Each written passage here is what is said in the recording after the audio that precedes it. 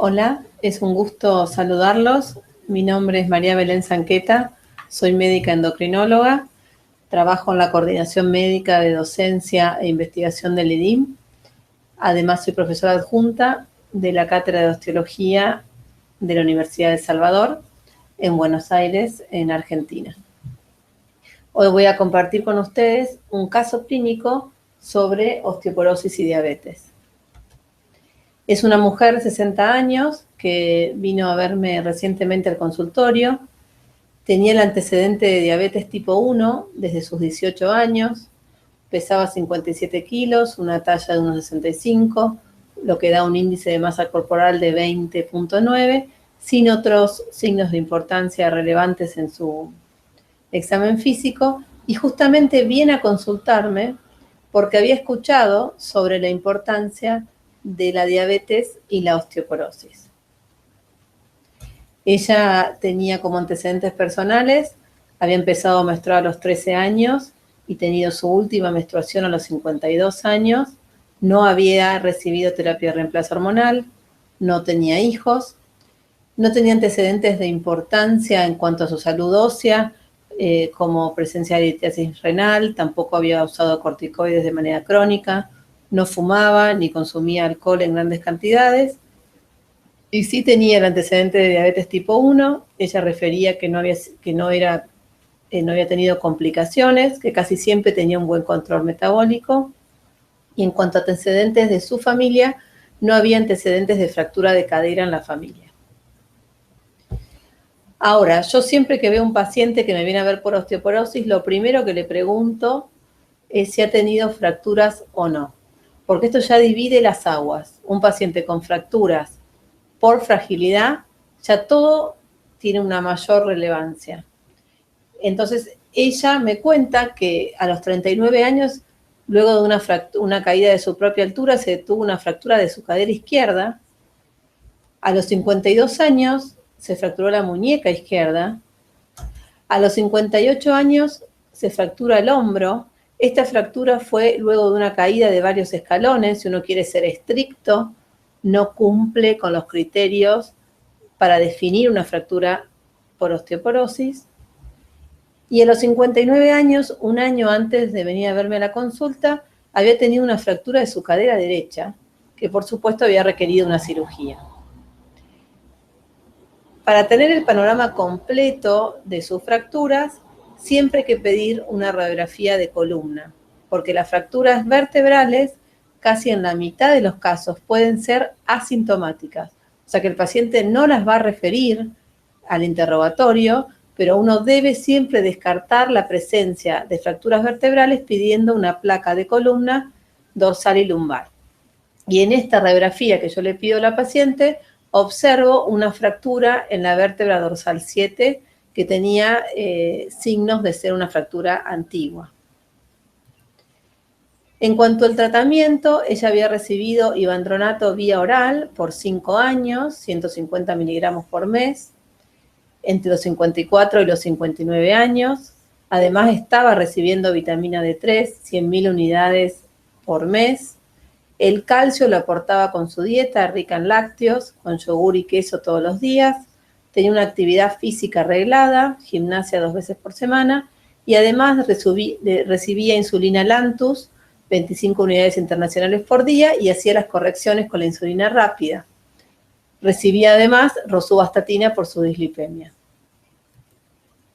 Entonces, recordemos que la diabetes tipo 1 y más recientemente la diabetes tipo 2 se han asociado con un mayor riesgo de fracturas.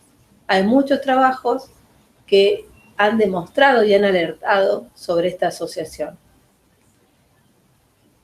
Pero lo que llama mucho la atención es que la densitometría no marca el riesgo en esta población. O sea que uno ve a un paciente con diabetes y la densitometría está bastante bien, y sin embargo esa persona tiene mayor riesgo de fractura. Entonces tenemos que recordar el concepto de calidad ósea para tener en cuenta que la masa ósea no es lo único que importa cuando queremos evaluar la resistencia de un hueso a la fractura. También importa cómo está distribuida esta masa la geometría y la arquitectura ósea, cómo son las propiedades materiales, la mineralización, la calidad de la matriz, el microdaño. El típico ejemplo de una alteración de la propiedad material es la osteogénesis imperfecta, que tiene una masa ósea y distribución normal, pero el colágeno está dañado, entonces los pacientes se fracturan de temprana edad. Todas estas propiedades están influenciadas por el remodelado, por la formación y por la resorción ósea, y todo esto es lo que determina la resistencia de un hueso a la fractura. Entonces, como en la diabetes la masa ósea no ayuda a entender estos nuevos hechos científicos de que sabemos que se fracturan más, hay que buscar las causas por otro lado. En cuanto a la microarquitectura ósea, hay dos grandes divisiones: el hueso cortical, que es compacto, denso, periférico, que tiene primariamente una función de sostén, y el hueso trabecular, que acá está muy bien representado por una vértebra, que son trabéculas verticales y horizontales, todas unidas entre sí. En el medio del tramado trabecular pasan los vasos sanguíneos, el tejido neurológico, y por supuesto este hueso con tanta impregnación sanguínea tiene una alta tasa de recambio, un alto metabolismo, mucho mayor que el que observamos en el hueso cortical. Actualmente hay métodos de imagen de gran resolución que nos permiten ver la microarquitectura del hueso, en este caso de la tibia, de manera no invasiva. No necesitamos hacer una biopsia para acceder a la microarquitectura ósea. La tomografía computada periférica de alta resolución puede tomar imágenes de huesos periféricos como el radio y la tibia y acercarnos a la microarquitectura del hueso. Por eso les quiero mostrar este trabajo que se publicó justamente mostrando una alteración de la microarquitectura en pacientes con diabetes. Entonces, en esta imagen puede ver una tibia de un paciente control, acá está la tibia de un paciente con diabetes y acá como ejemplo de un paciente con diabetes y fracturas. Lo que encontraron los autores es que la parte trabecular está relativamente indemne en los pacientes con diabetes, la parte de adentro del hueso, pero la cortical, el hueso periférico, tiene, sobre todo cuando hay fracturas, una altísima porosidad.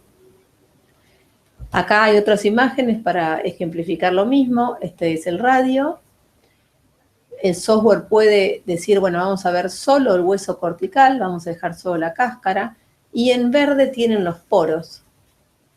La diabetes tipo 2, fíjense cómo tiene mayor porosidad que el hueso de la persona control, y la diabetes tipo 2 con fracturas tiene una altísima porosidad. Por supuesto que este alto grado de porosidad altera la función de sostén del hueso cortical y disminuye su resistencia. Y estos datos tienen íntima relación con que la mayoría de las fracturas en los diabéticos tipo 2 se producen en sitios ricos en hueso cortical. O sea que esto de encontrar una alteración en la porosidad del hueso cortical va por lo menos en línea con los datos que se encuentran en la práctica clínica. Otro factor importante, como vimos, son las propiedades materiales del esqueleto. En la diabetes hay acumulación de EIGs, que son productos de glicosilación avanzada, o sea, son proteínas que al tener la sangre un alto contenido glucémico, esto se va pegando a las proteínas y se generan estos productos de glicosilación avanzada. Estos productos se depositan en la matriz orgánica del hueso y lo que generan es que el hueso pierde su estructura original en cuanto al material, pierde su capacidad de deformación y se forma un hueso frágil, como una copa de cristal, que tiene mayor fragilidad ante un daño. Además, se vio que cuando se ha podido medir estos EIGs o productos de glicosilación avanzada, tanto en orina como en sangre, se los asoció con un aumento muy significativo de fracturas. Además, como si esto fuera poco, los EIGs interfieren con el normal desarrollo, función y unión a la matriz colágena del osteoblasto. O sea que lo que determinan es una alteración de la formación ósea. Y esto tiene lógica porque hay muchos trabajos que han visto que los marcadores bioquímicos de formación ósea generalmente están más bajos en los pacientes diabéticos. Entonces, repasando todo esto que les conté, nuevamente ocupándonos de la calidad ósea, pero específicamente en los pacientes con diabetes, encontramos que tienen una masa ósea medida por densitometría aparentemente normal. Pero en cuanto a la distribución de esta masa, se encuentra una alteración en la porosidad cortical, habiendo un aumento de la porosidad del tejido cortical. También las propiedades materiales se han alterado con un depósito exagerado de productos de glicosilación avanzada en la matriz ósea. También se ha visto una disminución de la formación ósea y todos estos factores se cree como hipótesis que pueden ser los que causan una menor resistencia a la fractura en los individuos con diabetes. Ahora volviendo a nuestra paciente, a la señora de 60 años, en el laboratorio inicial, como pueden ver, tenía niveles de calcemia y fosfatemia normales, la función renal estaba bien, la calciuria en la orina de 24 horas estaba bien, la resorción ósea también estaba normal baja, recuerden que había recibido 5 años de bifosfonatos, la paratormona estaba adecuada. Les marqué en colorado porque la osteocalcina, si bien está dentro del rango normal, está muy cerquita del rango inferior normal, que esto es lo que se describe. Y la vitamina D estaba dentro de lo normal, descartamos hipotiroidismo y enfermedad celíaca.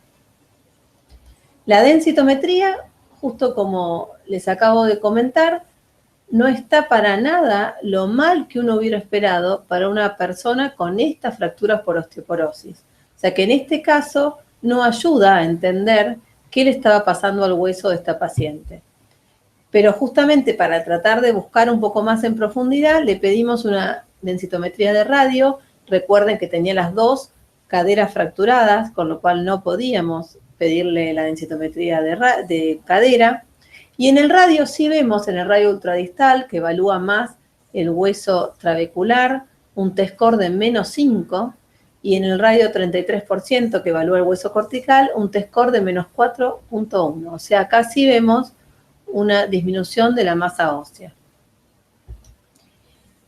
Como tenemos la posibilidad, le hemos pedido una tomografía computada de alta resolución y podemos ver desde el corte de radio, es la reconstrucción tridimensional del radio de esta paciente. Esta es la tibia. Fíjense, acá les pongo una imagen ampliada. No hay una alteración del tejido trabecular.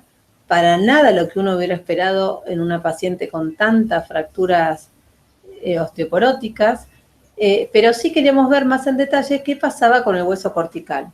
Entonces, aplicando este software que puede separar el tejido cortical, acá les muestro la imagen de la tibia, que está solo la carcasa cortical, y fíjense cómo los poros, ¿sí? Acá los ven en amarillo, está coloreado, todos los poros del hueso cortical están realmente muy aumentados. O sea que en esta paciente llegamos a la conclusión de que había un aumento de la porosidad cortical.